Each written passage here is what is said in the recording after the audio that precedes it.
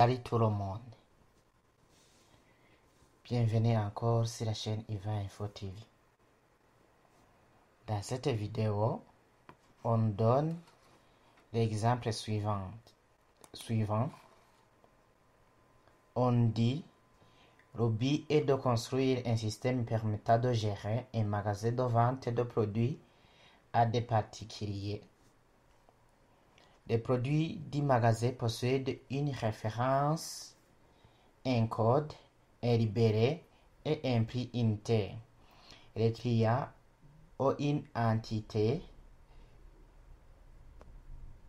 identité, le nom, prénom et l'adresse.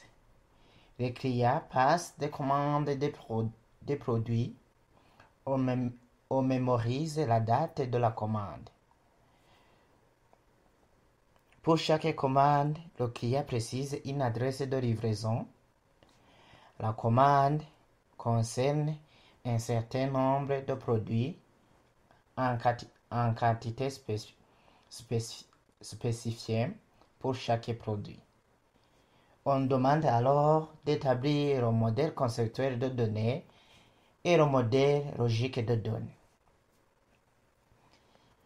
Après avoir nous donné tout ce qu'il faut pour établir le modèle conceptuel de données et le modèle logique de données, nous allons nous poser quelques questions alors. C'est quoi ça un modèle conceptuel de données? C'est quoi ça un modèle logique de données? Dans cette vidéo alors, nous allons commencer à définir ce que c'est un modèle conceptuel de données et pourquoi alors établir le modèle conceptuel de données. Le modèle conceptuel de données abrégé en MCD est une représentation abstraite et visuelle de données et de leurs relations dans un système d'information. Le modèle conceptuel de données nous permet de faire quoi? Quels sont les avantages alors du modèle conceptuel de données? Le modèle conceptuel de données nous permet de faire une représentation visuelle. Ça, c'est la première chose, ou bien le premier avantage du modèle conceptuel de données. Il nous permet de faire une représentation visuelle. Le MCD, ou bien le modèle conceptuel de données, permet de représenter graphiquement les données et les relations, ce qui facilite la compréhension du système. Deuxièmement, le modèle conceptuel nous permet de faire la communication. Le modèle conceptuel de données sert de moyen de communication entre les différentes parties prenantes, analystes, développeurs ou utilisateurs en fournissant un langage commun.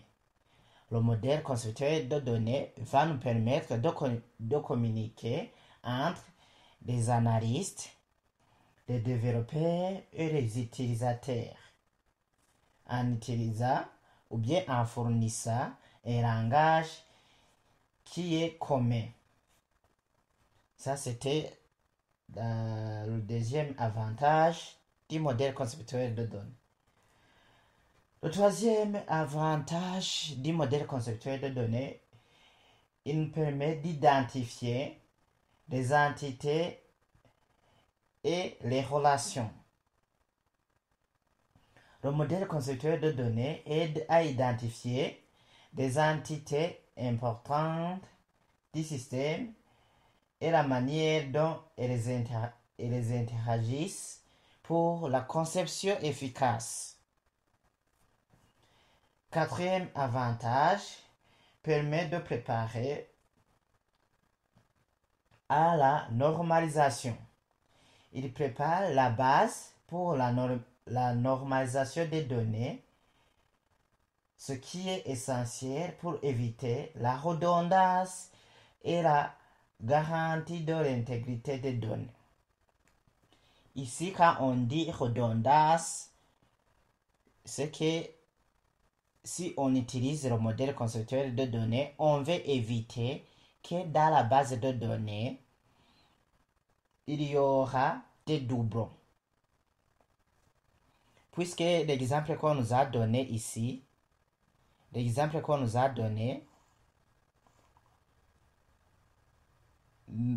nous permet de savoir comment notre système de gestion de base de données, on va l'établir, on va l'élaborer après avoir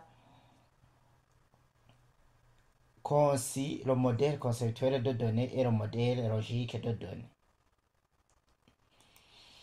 Aussi, il y a le cinquième avantage qui est la facilitation de la maintenance.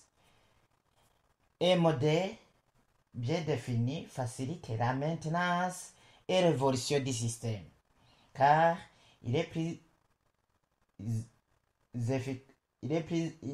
facile d'identifier les impacts des changements. Le sixième avantage